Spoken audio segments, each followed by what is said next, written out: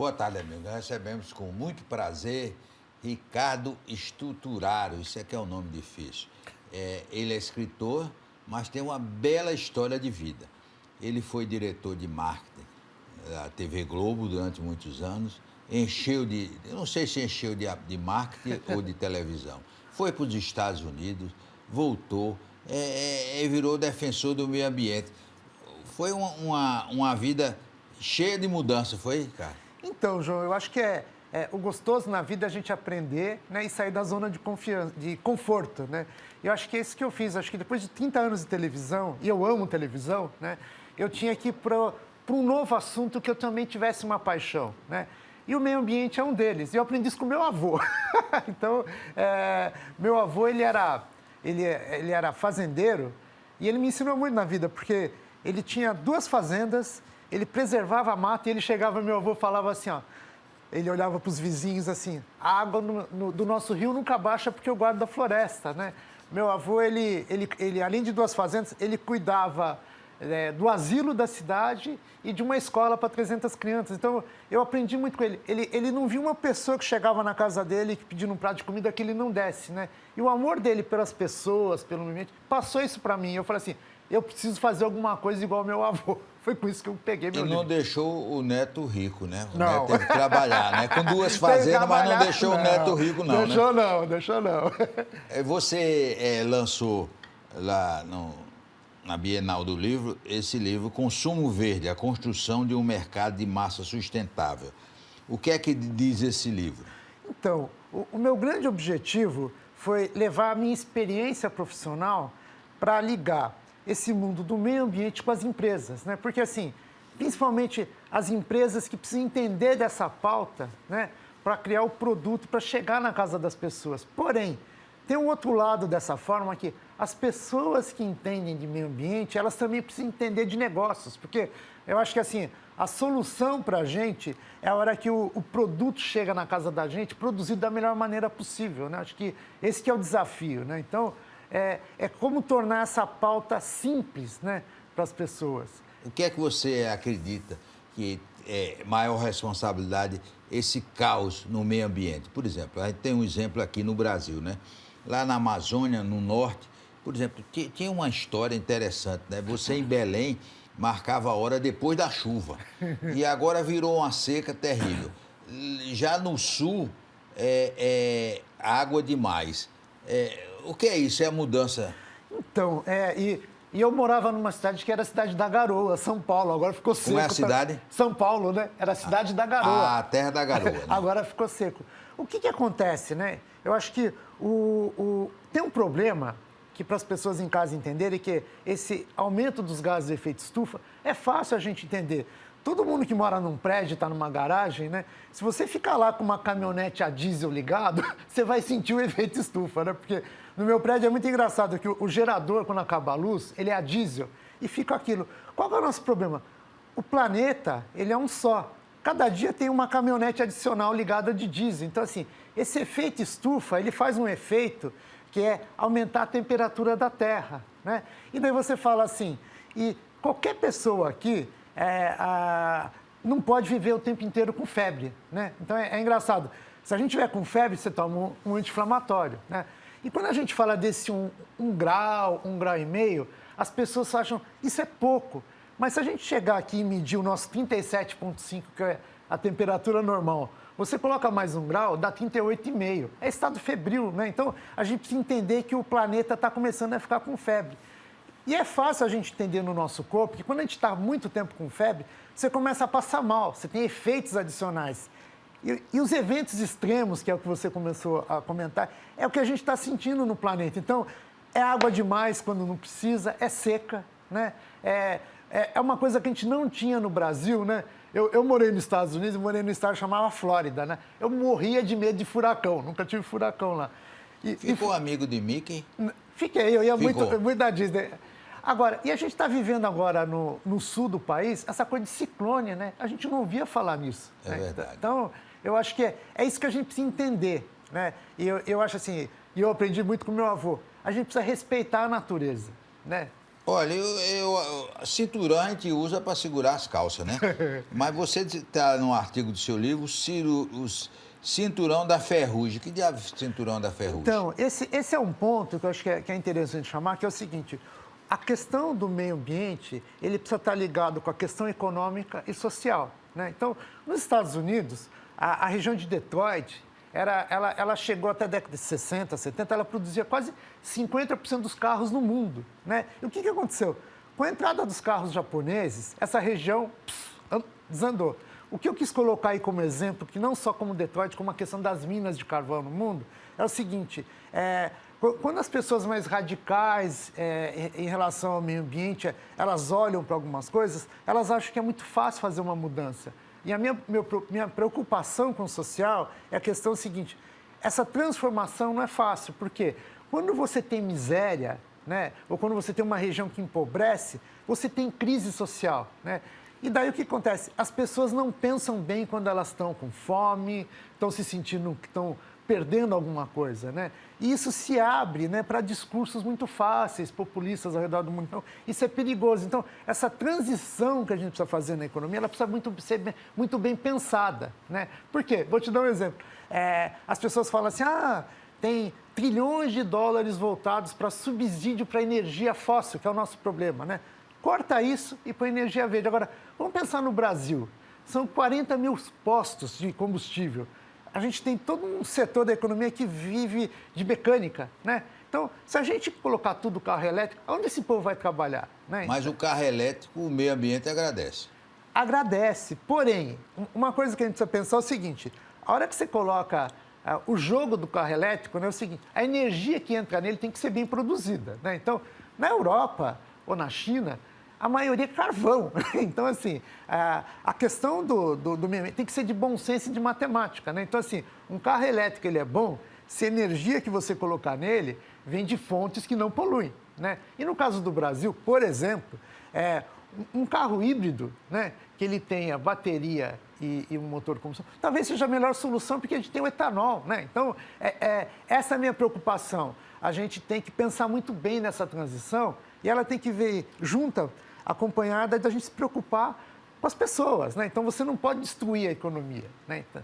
A alimentação orgânica, essas feiras de produtos orgânicos, é importante. Você faz feira nos orgânicos? Faz? Não faço. E o que eu acho que é o seguinte: o que a gente tem muito hoje, que é o vegano, né?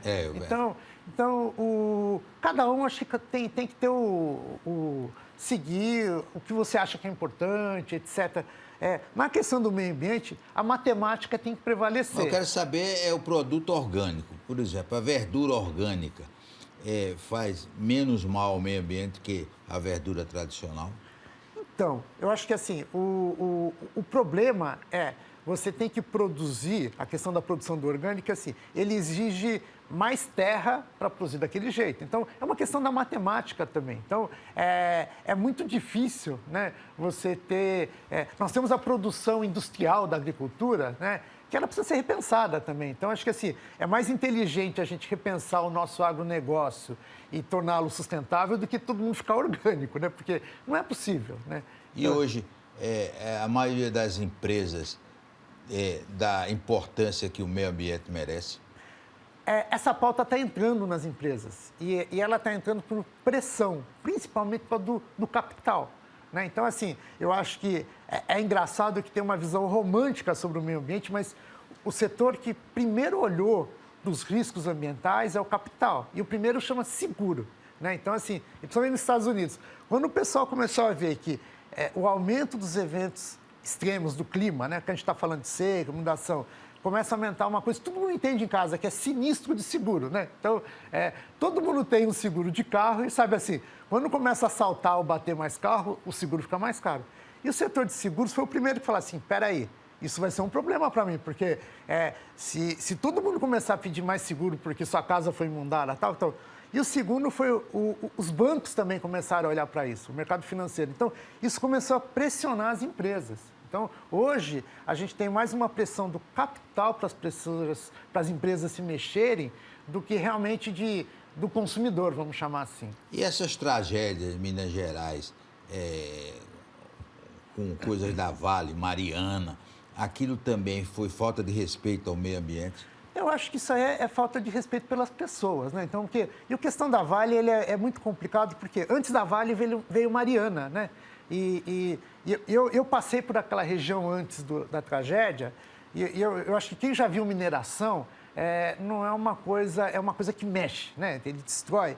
E a Vale, depois de Mariana, ela se comprometeu a não acontecer mais. E ela foi o mesmo erro, né? Então, quem foi para Brumadinho já viu, fala assim, uma empresa do tamanho da Vale, com o dinheiro que tinha, ela tinha uma responsabilidade de não errar novamente, né? Então, eu acho que aí não é uma questão de meio ambiente, eu acho que é uma questão de governança.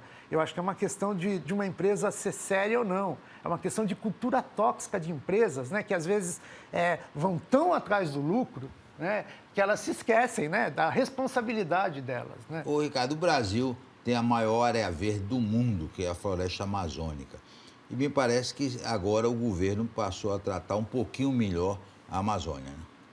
Então, a questão da Amazônia, né, é engraçado, e a ciência ela vem ajudando a gente a entender umas coisas que são meio complicadas, né? Porque se a gente olhar para o Brasil, a Amazônia ela tem um papel fundamental na produção de água, né? Eles criaram um conceito que eu acho muito legal, que são os rios voadores, né? Então, assim, toda a chuva que dá no Brasil, ele nasce na Amazônia, né? O cerrado é a nossa caixa, né? Depois que chove, ele guarda ali e abastece. E a gente é privilegiado, porque mais de 1% da água doce do planeta está aqui, né? Então, assim, a gente precisa tomar... talvez esse seja o maior diferencial para o futuro, ter água, né? E a Amazônia, ela tem um papel muito importante e ela é muito pouco estudada, João. Isso que eu acho que, assim, como oportunidade de negócios, ela tem muitas oportunidades que estão ali que a gente não está compreendendo. Então, assim, é mais inteligente a gente entender como tirar riqueza da floresta do que derrubar a floresta para produzir gado ou soja, né? E é um dado que eu achei muito interessante, é o seguinte, os países que mais investem em pesquisa na Amazônia, em primeiro lugar é a China e Estados Unidos, o Brasil não está entre os primeiros. E a floresta é nossa, né? É muito engraçado, esses dias eu estava vendo as frutas, né, consumidas do Brasil e quais são do Brasil. O abacaxi é do Brasil, né? E o maior exportador de abacaxi é a Costa Rica, não a gente. Então, por que a gente não planta abacaxi na Amazônia, por exemplo, ou no Cerrado, né? Então, está faltando um pouco disso. Agora, né? um produto brasileiro que está pipocando no exterior é o açaí. Né? Exatamente, o Guaraná, o açaí. Teoricamente era para ser nosso, né? Então, chineses e americanos estão fazendo patente sobre isso e criando produtos, né? Então, isso a gente precisa entender, né? Eu acho assim, seria mais inteligente para as empresas entenderem que esse assunto do meio ambiente, ele é uma estratégia de negócios, né? E quanto mais a gente criar isso, bons negócios, mais a gente vai cuidar da natureza. Né? Depois do intervalo, nós vamos continuar conversando com o escritor Ricardo Sturaro, esse aqui é um nome difícil, que é especialista em meio ambiente.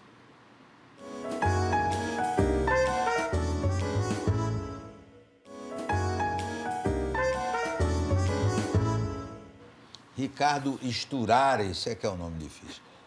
O hidrogênio verde está na onda, inclusive tem um projeto muito grande aqui em Pernambuco, em Suape. O hidrogênio verde vai melhorar o mundo?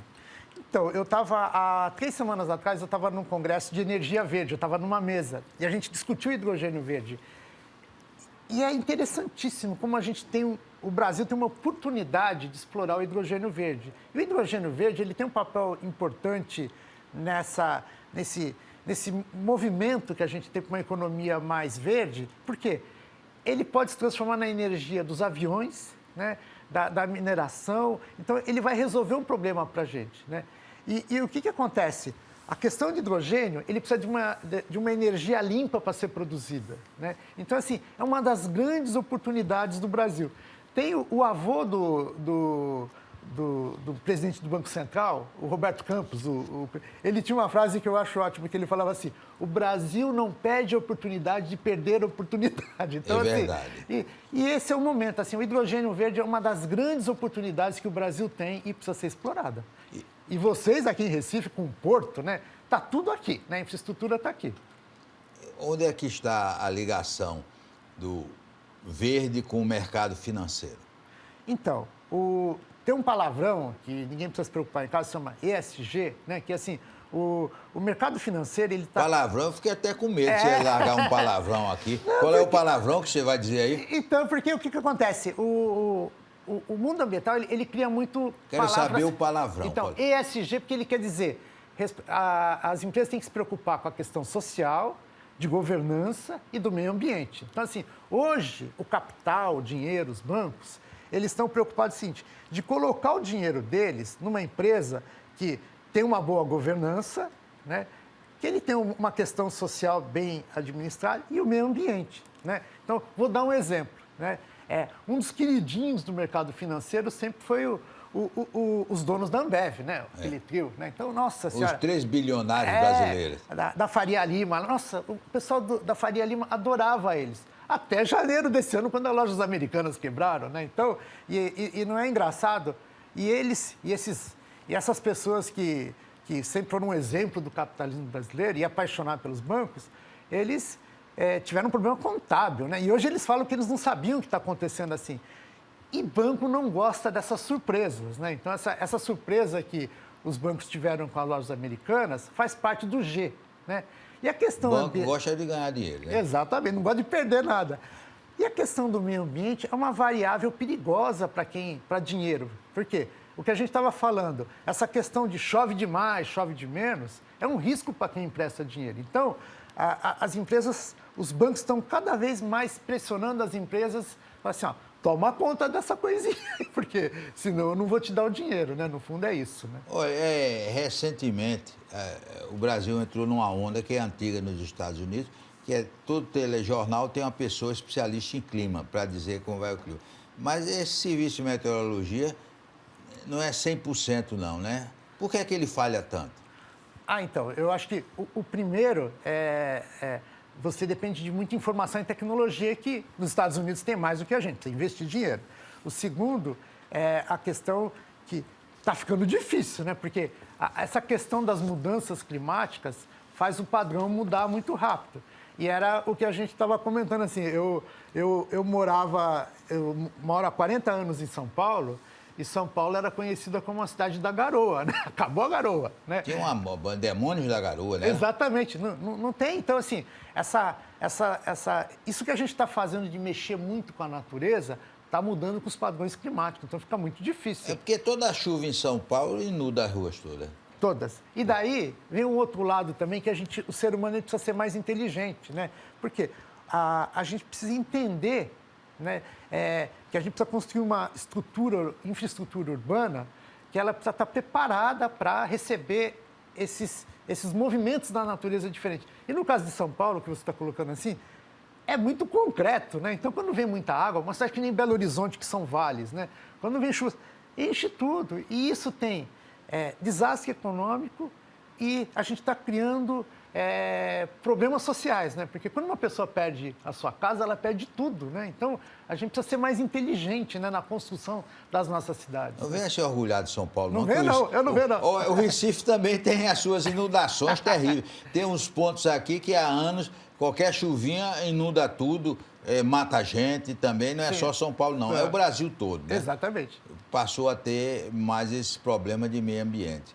É importante, porque o meio ambiente voltou a ter destaque recentemente, de incluir o meio ambiente no currículo das escolas para que as crianças comecem a sentir a importância do meio ambiente. Eu acho isso fundamental, sabe, assim, porque a gente precisa compreender, né, a natureza para a gente respeitar, né? Então, e isso que você está falando, ela tem que começar, né, na escola, né? Mas também nas escolas, nas faculdades, né? Então, eu acho assim, o administrador de empresa, ele precisa ter informação, né? O engenheiro, ele também precisa ter esse tipo de informação. E tem uma coisa que eu acho muito, muito interessante, assim, a natureza, João, ela tem 4 bilhões de anos de pesquisa e desenvolvimento, né? Então, assim, se a gente olhar para a natureza, a gente já vai aprender muito, né? Então, acho que o que está faltando para nós é aprender com a natureza. Agora, no mundo, nas coisas das pesquisas, têm sido descobertas coisas importantes do meio ambiente? Então, tem. e eu acho que a ciência climática, a ciência voltada ao meio ambiente, é que mais nos tem ajudando e ela vem há alguns anos sinalizando o que a gente não deve fazer. Então, até 4 anos atrás, muito disso era teoria. E, infelizmente, agora, a gente começa a viver na prática. É isso que a gente está falando, né? Que são os eventos, a mudança de padrão de clima, né? Então, assim, a ciência tem ajudado muito. Agora, ligando a negócios, eu acho que, assim, existe um mundo de oportunidades, né? Nesse mercado novo, verde, de produtos produzidos com as melhores práticas, né, ambientais, né? Eu acho que é isso que a gente tem que se esforçar. Ô, né? Ricardo, quem lê Consumo Verde, depois de ler esse livro, ele é uma outra pessoa?